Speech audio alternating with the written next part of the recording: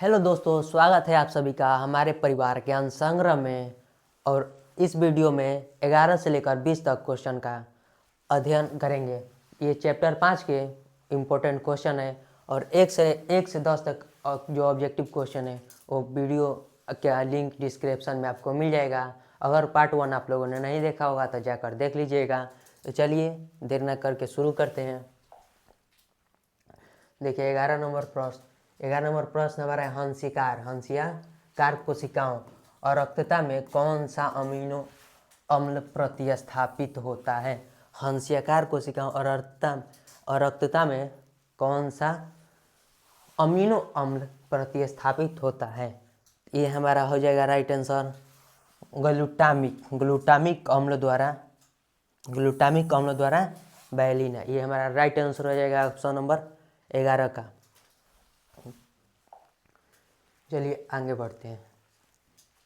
देखिए प्रश्न संख्या 12 नंबर क्वेश्चन कह रहा है नर में गुणसूत्र पूछ रहा है। मानव के लंग में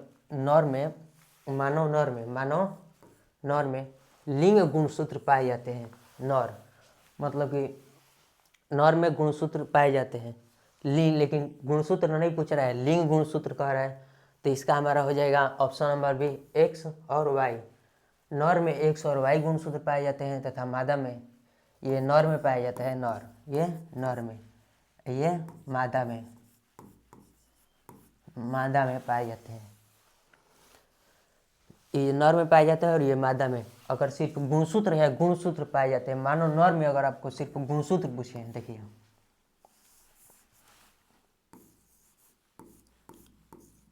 मानव नर में सिर्फ गुणसूत्र पूछे तो हो जाएगा 44 प्लस एक्स वाई।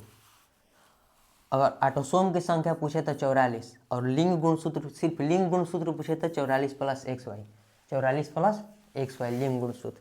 अगर सिर्फ मानव नर में गुणसूत्र की संख्या पूछे तो 44 प्लस एक्स वाई। तथा मादा में देखिए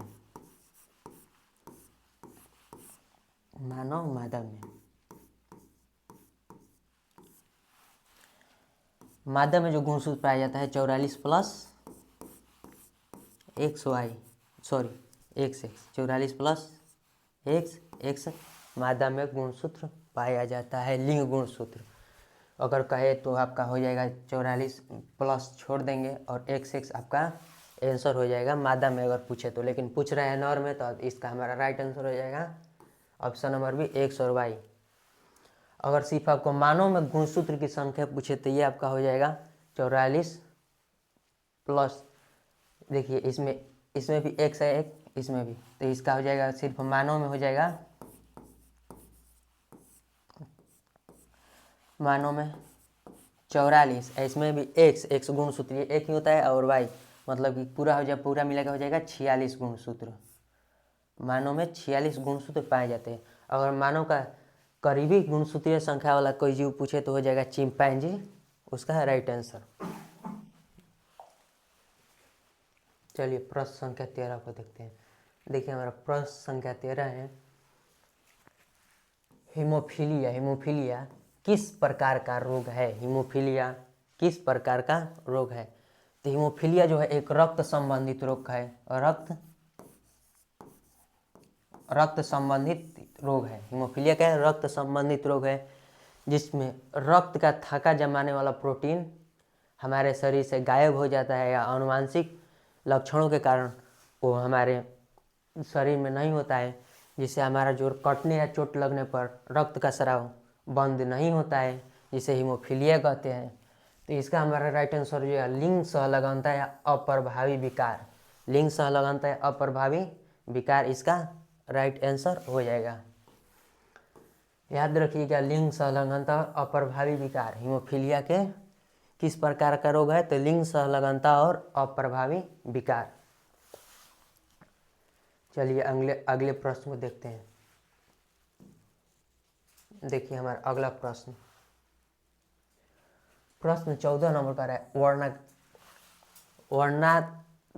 वर्णाघात हो गया वर्णाघात, उस पर ध्यान। वर्णाघात में रोगी किन रंगों की पहचान नहीं कर पाते? वर्णाघात में रोगी किन रंगों की पहचान नहीं कर पाते हैं? वर्णाघात नेत्र संबंधित, जिसमें हमारे रोगी जो होते हैं लाल और हरा रंग में अंतर स्पष्ट नहीं कर पाते हैं, जिसे वर्णाघात कहा जाता है। इसे ब्लाइंडस रोग भी कहते हैं, यह लाल हरा अंधापन भी कहा जाता है। देखिए प्रश्न संख्या 15, हमारा प्रश्न संख्या 15 कर रहा है, मेंडल ने मटर के पौधे में कितनी जोड़ी विपरीत लक्षणों का अध्ययन किया था? तो मेंडल, देखिए ऑप्शन, पहला ऑप्शन है 5, नहीं होगा, 6 भी नहीं होगा, हमारा ऑप्शन नंबर सी हो जाएगा राइट आंसर 7। मेंडल ने 7 जोड़ी विपरीत लक्षणों का अध्ययन किया था।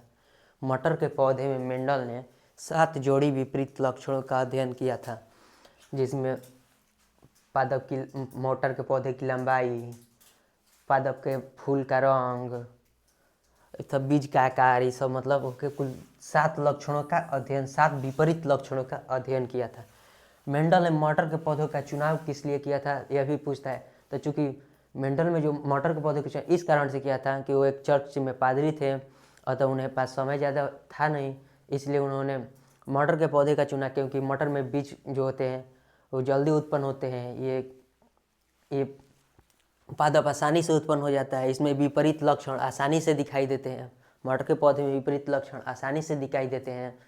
अतः इसी कारण से मेंडल ने मटर के पौधे का चुनाव किया था, जिसमें उन्होंने 7 जोड़ी विपरीत लक्षणों का अध्ययन किया था। 7 जोड़ी विपरीत लक्षणों का अध्ययन किया था, याद रखिएगा। चलिए प्रश्न संख्या 16 को देखते हैं।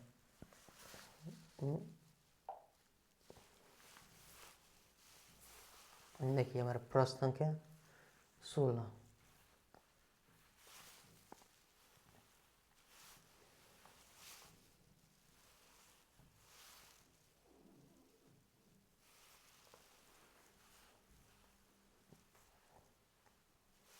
देखिए हमारा प्रश्न संख्या 16 क्या है कि एक जीन द्वारा अनेक लक्षणों को नियंत्रण की क्रिया क्या कहलाती है? एक जीन द्वारा अनेक लक्षणों के नियंत्रण की क्रिया क्या कहलाती है? देखिए एक जीन द्वारा अनेक लक्षणों के नियंत्रण की क्रिया बहुप्रभाविता कहलाती है। बहुप्रभाविता, एक जीन द्वारा अनेक लक्षणों के नियंत्रण की क्रिया बहुप्रभाविता कहलाता है। याद रखिएगा, एक जीन द्वारा अनेक लक्षणों के नियंत्रण की क्रिया तो क्या होगा? बहुप्रभाविता, इसका राइट आंसर। चलिए प्रश्न संख्या 17, देखिए प्रश्न संख्या 17 क्या है? कह रहा है क्लाइनफेल्टर सिंड्रोम में लिंग गुणसूत्रों की स्थिति क्या होती है? क्लाइनफेल्टर सिंड्रोम में लिंग गुणसूत्रों की स्थिति क्या होती है? देखिए क्लाइनफेल्टर सिंड्रोम में एक गुणसूत्र बढ़ जाता है, एक गुणसूत्र की संख्या बढ़ जाता है।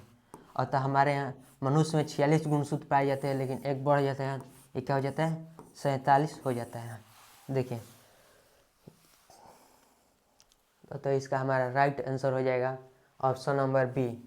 ठीक, इसमें एक गुणसूत्र बढ़ जाता है, ऑप्शन नंबर बी हो जाएगा हमारा राइट आंसर। सी में भी एक गुणसूत्र को बढ़ा दिया है, लेकिन ये हमारा नहीं होगा, क्योंकि ये क्लाइनफेल्टर सिंड्रोम जो है वो मादा में पाया जाता है, मादा में होता है, ये सिंड्रोम मादा में होता है। और देखिए मादा का गुणसूत्र ये है, ठीक, और ये जो है नर का है, इसमें एक बढ़ा हुआ है, अर्थात हमारा ऑप्शन नंबर बी क्या होगा? Right answer. क्लाइनफेल्टर सिंड्रोम में लिंग गुणसूत्र की स्थिति क्या होती है? XXY लिंग गुणसूत्रों की स्थिति होती है। चलिए अगले प्रश्न को देखते हैं, प्रश्न संख्या 18। प्रश्न संख्या 18 कर रहे हैं, प्रश्न संख्या 18, वंशागति का गुणसूत्र सिद्धांत किसने प्रतिपादित किया? वंशागति का गुणसूत्र सिद्धांत किसने प्रतिपादित किया था? ये हमारा ऑप्शन नंबर 1 करेक्ट आंसर हो जाएगा, सटन एवं बोवेरी ने वंशागति के गुणसूत्र सिद्धांत को प्रतिपादित किया था। इन्होंने मनसा गति के गुणसूत्र सिद्धांत को प्रतिपादित किया। मेंडल को अनुवांशिकी के जनक के रूप में जाना जाता है। वाटसन और ग्रिक अनुवांशिकी के पिता के रूप में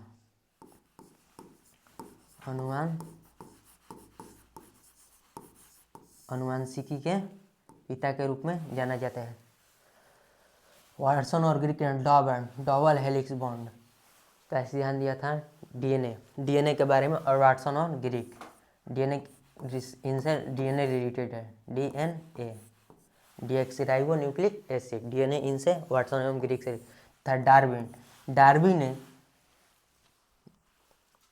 देखिए, डार्विन ने क्या बोलते हैं, सिद्धांतवाद का प्रतिपादन किया था। डार्विन ने सिद्धांतवाद का प्रतिपादन किया था। देखिए, चलिए आगे चलते हैं। प्रश्न संख्या 19।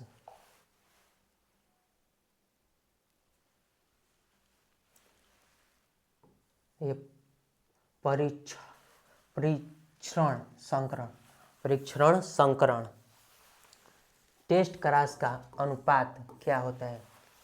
परीक्षण संकरण में टेस्ट क्रॉस का अनुपात क्या होता है? तो इसमें एक जोड़ी लक्षण को लिया जाता है। एक जोड़ी लक्षण, एगो प्रभावी लक्षण, दूसरा अप्रभावी लक्षण। देखिए, एगो हमने ले लिया प्रभावी लक्षण तथा दूसरा हमने ले लिया अप्रभावी लक्षण। इसमें संकरण कराया जाता है।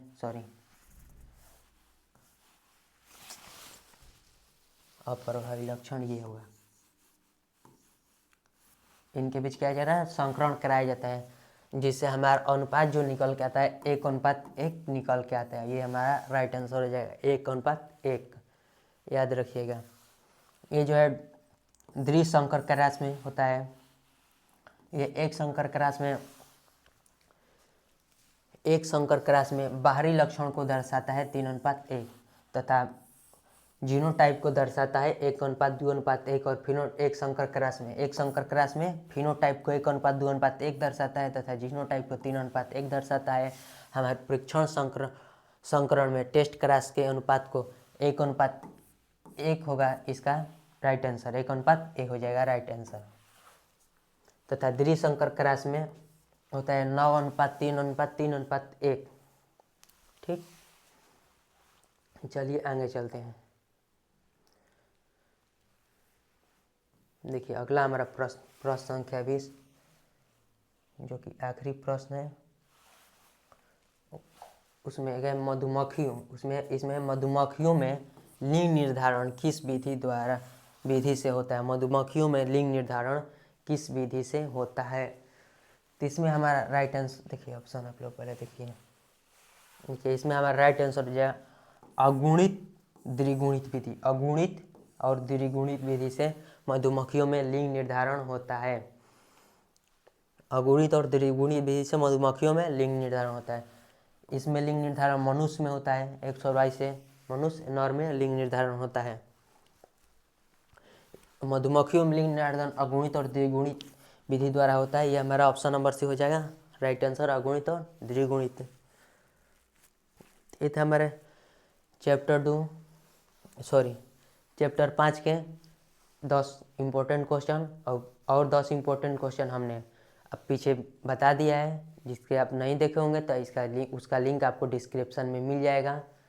तब तक के लिए जय हिंद।